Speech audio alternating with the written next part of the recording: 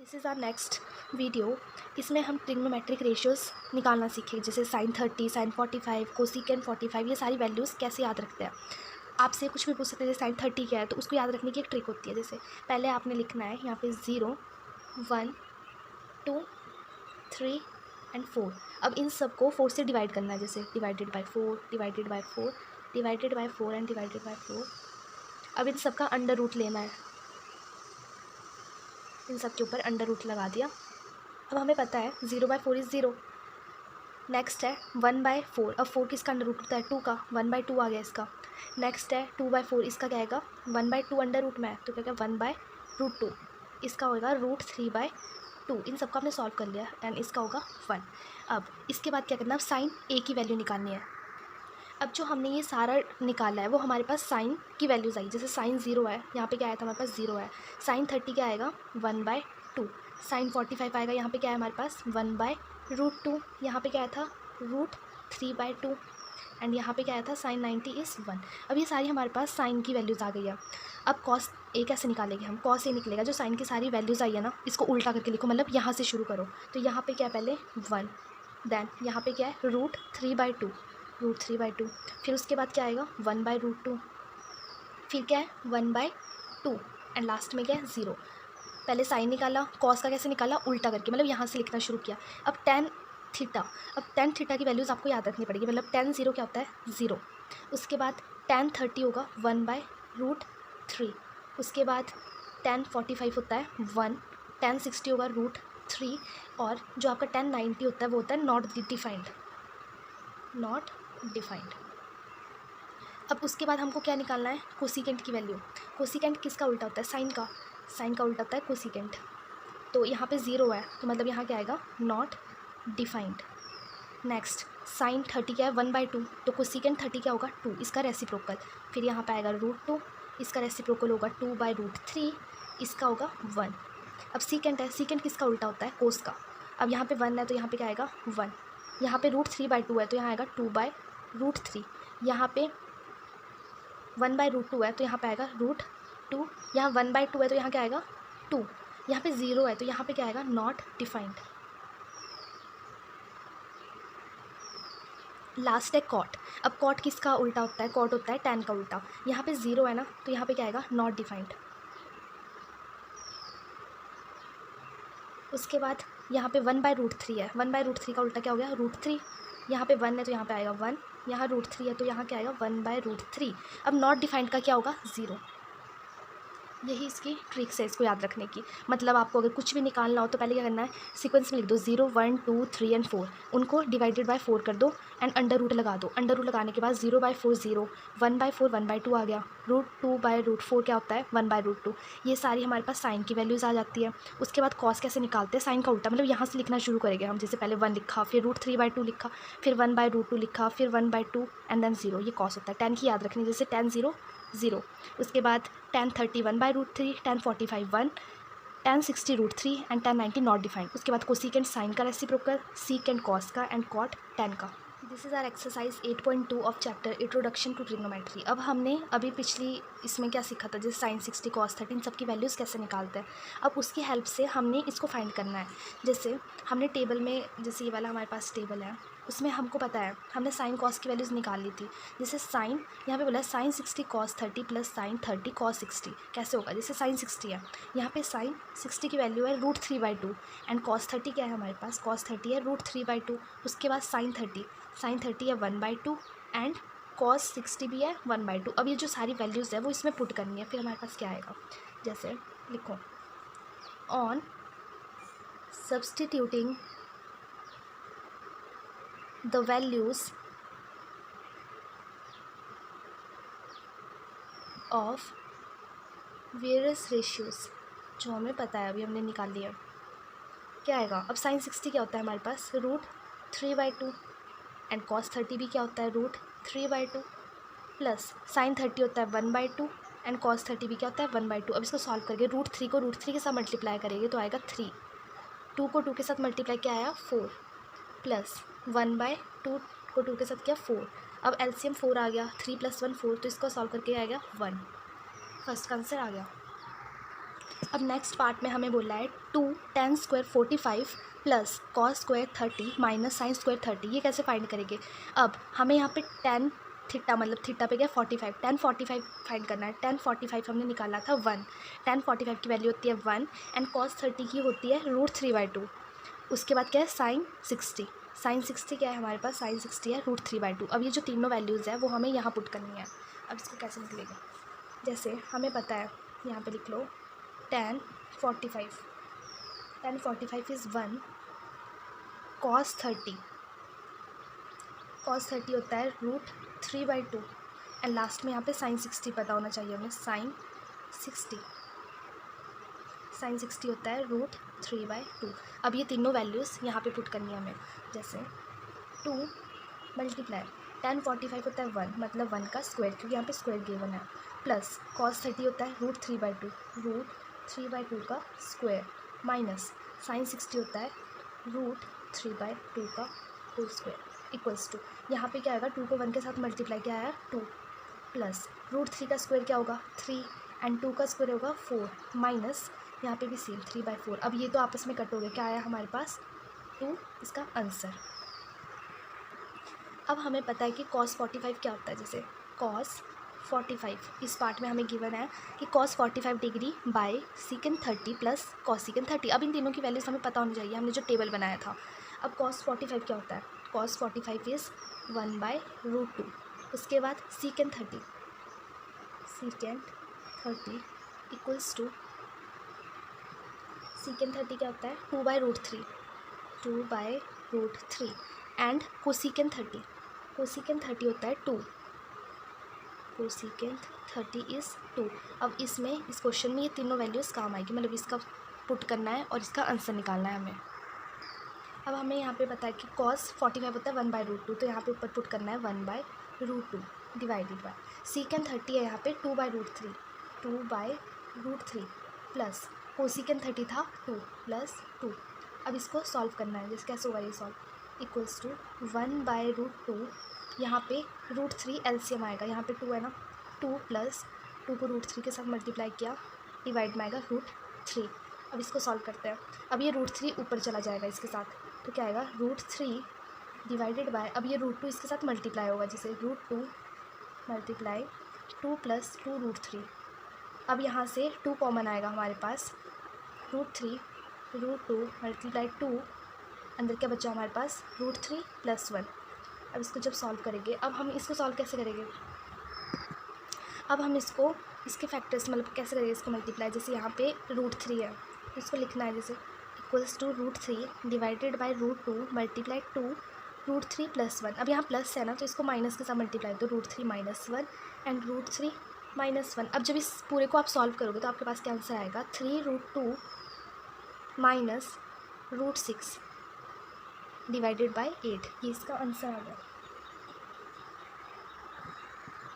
अब नेक्स्ट में हमें क्या फाइंड करना है, यहाँ पे गिवन है sin 30 + tan 45 minus cosecant 60 divided by secant 30 + cos 60 + cot 45। अब हमें पता है कि sin 30 की वैल्यू क्या होती है, sin 30 होता है 1/2, tan 45 is 1, cosecant 60 is 2/√3, secant 30 होता है 2/√3 प्लस cos 60 होता है 1/2 एंड cot 45 इज़ 1/√2। अब ये सारी वैल्यूज़ इसमें पुट करनी है, इसको पुट करते हैं, जैसे sin 30 इसका आएगा 1/2 + 1 minus 2/√3 divided by 2/√3 plus 1/2 plus 1। अभी सारी वैल्यूज़ इसमें पुट करते हैं, इसको सॉल्व करेंगे। यहाँ पे 2√3 इसका एलसीएम आता है, 2√3 इसका एलसीएम आता है, तो यहाँ पे 1 है मतलब √3 के साथ मल्टीप्लाई करना है, प्लस यहाँ पे आएगा 2√3 माइनस यहाँ पे आएगा 4 -4 डिवाइडेड बाय 2√3 इसका एलसीएम था वो लिखते हैं सेम, यहाँ भी 2√3 एलसीएम आएगा तो आएगा 4 प्लस √3 माइनस 2√3 डिवाइडेड बाय 2√3। अब इसको सॉल्व करना है। जब आप इस पूरे को सॉल्व करोगे तो आपके पास क्या आंसर आता है, मैं डायरेक्ट आंसर लिख देती हूँ, अगर डाउट होगा तो कमेंट्स में लिख सकते हो आप। 43 माइनस 24√3 डिवाइडेड बाय 11। अब ये इसका आंसर आएगा जब आप इसको पूरा सॉल्व करोगे। इसका क्वेश्चन 1 का हमारा लास्ट पार्ट है ये वाला। अब इसको करते हैं 5। अब हमें पता है cos 60 क्या होता है 1/2 का होल स्क्वायर प्लस 4 सीकेंड 30 क्या होता है हमारे पास 2/√3, 2/√3 का स्क्वायर माइनस tan 45 होता है 1 मतलब 1 का स्क्वायर डिवाइडेड बाय sin 30 होता है 1/2 का होल स्क्वायर प्लस cos 30 होता है √3/2 का होल स्क्वायर। अब इसको जब सॉल्व करेंगे तो कैसा आएगा, जैसे यहाँ 5 है, 5 सेम लिखा, 1 का स्क्वायर क्या होता है 1 डिवाइडेड बाय 2 का स्क्वायर होता है 4 प्लस 4, 2 का स्क्वायर इज़ 4 एंड √3 का स्क्वायर क्या होता है 3 माइनस 1 डिवाइडेड बाय इसका क्या आएगा 1/4 प्लस √3 को जब √3 के साथ मल्टीप्लाई करेंगे तो आता है 3 डिवाइडेड बाय 4। अब जब इसको सॉल्व करेंगे तो क्या आएगा हमारे पास, यहाँ आया 5/4 प्लस 16/3 माइनस 1 एंड यहाँ क्या आ गया नीचे 1 आ गया हमारे पास। जब यहाँ से सॉल्व करेंगे ना तो इसका एलसीएम क्या आता है 12, जब पूरा सॉल्व करोगे तो आएगा 67 डिवाइडेड बाय 12 इसका आंसर। क्वेश्चन 2, इसमें हमको करेक्ट ऑप्शन फाइंड करना है, हमें क्वेश्चन गिवन है। अब क्वेश्चन में क्या है 2 tan 30 divided by 1 + tan square 30। अब हमें पता है कि tan 30 क्या होता है, जिसे इसका सॉल्यूशन करते हैं पहले। 2 tan 30 की वैल्यू होती है 1/√3। अब मैं डायरेक्ट लिख रही हूँ, आप टेबल से देख देख के कर सकते हो अभी। 1 प्लस, अब tan 30 क्या था 1/√3 मतलब 1/√3 का स्क्वायर, क्योंकि यहाँ पे स्क्वायर है, इक्वल्स टू, अब ऊपर क्या आ गया 2/√3, अब √3 का स्क्वायर क्या होता है 3, 1/3। अब इसका एलसीएम लेके जब सॉल्व करेंगे तो क्या आएगा 2/√3 मल्टीप्लाई इसका एलसीएम क्या है 3 एंड जब ये एलसीएम 3 + 1 क्या हो गया हमारे पास 4। अब इसको सॉल्व करते हैं, जैसे 2 से यहाँ पे आ गया 2, 2 2 ज़ा 4 एंड ऊपर क्या बचा हमारे पास 3/2√3। अब इसको जब प्रॉपर सॉल्व करेंगे तो क्या आएगा, ऊपर √3 हो जाएगा √3/2। अब √3/2 किसकी वैल्यू होती है, हमने जो टेबल पढ़ा था उसमें √3/2 किसकी वैल्यू थी sin 60, जैसे ये हमारे पास टेबल था तो sin 60 की वैल्यू क्या थी √3/2। अब हमने ऑप्शन देखना है, पहला ऑप्शन है sin 60, cos 60, tan 60 and sin 30, तो किसकी वैल्यू थी sin 60, तो मतलब हमारा करेक्ट ऑप्शन क्या है ए हमारा करेक्ट है, उसमें आएगा sin 60। अब सेकंड वाला पार्ट करते हैं। सेकंड में 1 - tan square 45 by 1 + tan square 45। अब हमें पता है tan 45 क्या होता है 1, मतलब 1 - 1 का स्क्वायर 1 + 1 का स्क्वायर। अब 1 - 1 क्या हो गया 0, इसका आंसर क्या आ गया 0, ऑप्शन डी। अब थर्ड में हमें क्या बोला है कि sin 2a = 2 sin a true कब होगा, जब a की वैल्यू क्या हो। तो अभी हम पहला ऑप्शन डाल के देखते हैं कि अगर 0 हो तो ये दोनों इक्वल आते हैं कि नहीं आते, ठीक है। अब हम करते हैं कि वैन यहाँ पे जो a है a = 0 डिग्री sin 2a, अब a में 0 डालना है हमें, sin 0 क्या आता है 0, sin 0 0 होता है। अब नेक्स्ट क्या है 2 sin a, 2 sin a = 2 sin 0, और 2 के साथ sin 0 क्या आता है 0, तो क्या आ गया 0, मतलब ये दोनों आ गए हमारे पास इक्वल। sin 2a में जब हम a को 0 डालते हैं 0 आता है, एंड अगर हम 2 sin a में 0 डालते तो भी 0 आ रहा है, मतलब sin 2a = 2 sin a when a = 0 degree, मतलब हमारा पहला ही ऑप्शन प्रूफ हो गया, मतलब ऑप्शन क्या आ गया हमारे पास a 0 डिग्री। अब इसका लास्ट MCQ का हमारे पास पार्ट है 2 tan 30 बाय 1 - tan स्क्वायर 30। अब हमें पता होना चाहिए कि tan 30 क्या होता है, सॉल्यूशन करते हैं इसका। 2 tan 30 की वैल्यू होती है 1/√3 बाय tan 30 क्या होता है 1/√3 मतलब 1/√3 का स्क्वायर, तो ऊपर क्या आ गया 2/√3 बाय 1 - 1/3। अब 2/√3 इसका एलसीएम लिया क्या आया 3, मतलब 3 - 1/3 विच इज़ 2/3, मैंने डायरेक्ट लिख दिया 2/√3 मल्टीप्लाई, अब ये ऊपर जाएगा 3/2। अब इस 2 के साथ ये कट हो गया तो हमारे पास क्या आया 3/√3, मतलब जब इसको पूरा सॉल्व करोगे तो आया √3। अब √3 किसकी वैल्यू होती है, √3 होती है वैल्यू tan 60 की, जैसे हमने ये बनाया था ना, तो इसमें √3 किसकी वैल्यू है, हमें जो ऑप्शंस गिवन है ना, जैसे tan 60 हमारे पास क्या होता है, ये देखो tan 60 हमारे पास क्या होता है √3, तो यहाँ पे हमारे पास tan 60 ऑप्शन में ढूंढो, ये रहा tan 60 C option. Question third है, क्वेश्चन थर्ड में क्या पूछा है हमसे कि अगर tan a + b √3 है एंड tan a - b 1/√3 है, तो हमको ये फाइंड करना है कि जो a है वो b से बड़ा है, फाइंड a एंड b, मतलब a और b की वैल्यू फाइंड करनी है, तो इसका सॉल्यूशन करते हैं। अब हमें पता होना चाहिए, जैसे यहाँ पे tan a + b √3 क्या है, tan √3 कब आती है, मतलब tan थीटा √3 कब होता है, tan थीटा √3 कब होता है जब थीटा की वैल्यू हमारे पास क्या होती है 60, ठीक है। और यहाँ पे और क्या गिवन है 1/√3। अब tan थीटा 1/√3 कब होता है हमारे पास, जब थीटा की वैल्यू हमारे पास क्या होती है 30 डिग्री। ये आपको याद रखना है कि tan 30 1/√3 होता है एंड tan 60 √3 होता है। तो इसका सॉल्यूशन करते हैं। वी हैव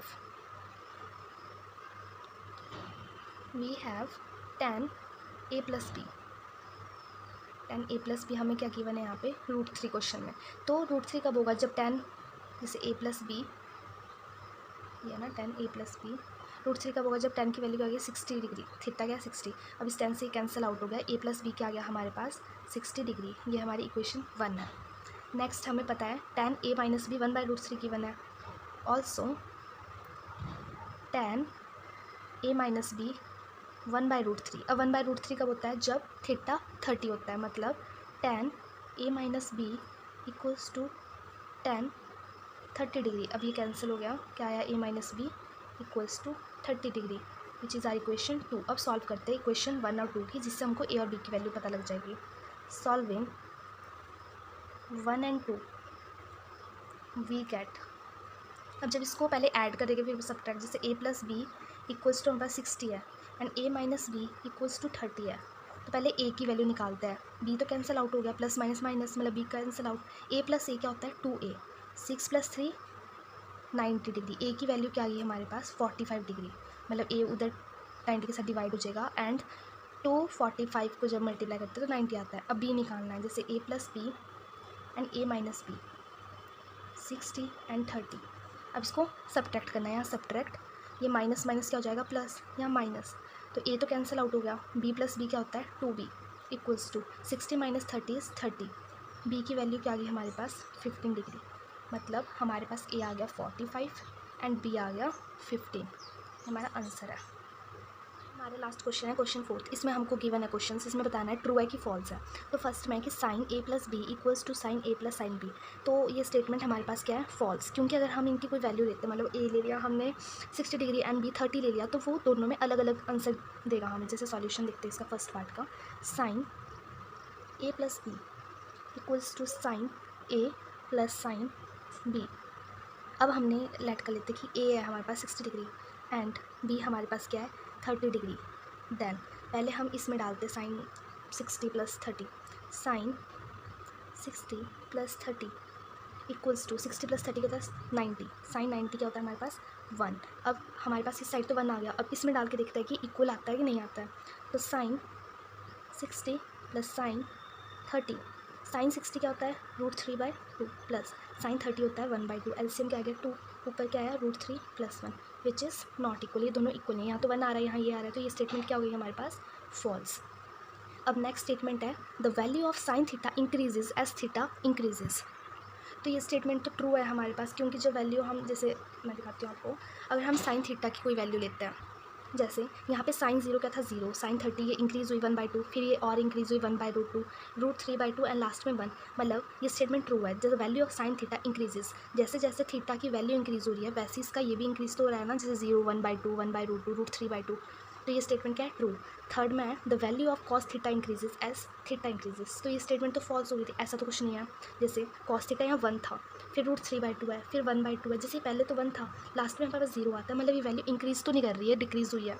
और ये इसमें पूछ रहे हैं कि the value of cos theta, ये बोल रहे हैं कि कॉस थीटा की वैल्यू इंक्रीज़ होती है जैसे जैसे आप थीटा इंक्रीज़ करते हो, तो ये स्टेटमेंट फॉल्स होगी, क्योंकि यहाँ स्टार्टिंग में तो 1 था, लास्ट में इसकी वैल्यू 0 आ जाती है, तो ये स्टेटमेंट फॉल्स है। अब फोर्थ में बोला है कि sine theta equals to cos theta for all values of theta, तो ये स्टेटमेंट भी हमारे पास फॉल्स है, ऐसा नहीं है। अगर हम लेते हैं जो साइन थीटा और कॉस थीटा की वैल्यू है वो इक्वल कब होती है, सिर्फ एक 45 पे, साइन 45 भी 1/√2 है एंड कॉस थीटा भी 1/√2 है, उसके अलावा इनकी सारी वैल्यूज़ कोई भी मैच नहीं करती है, तो ये स्टेटमेंट क्या होगी फॉल्स। सेम कब होगी हमारे पास, सेम तभी होगी जब थीटा 45 होगा, फिर साइन 45 भी 1/√2 होगा एंड कॉस 45 भी 1/√2 होगा। अब इसका लास्ट पार्ट में क्या है, cot A is not defined for A equals to 0 degree.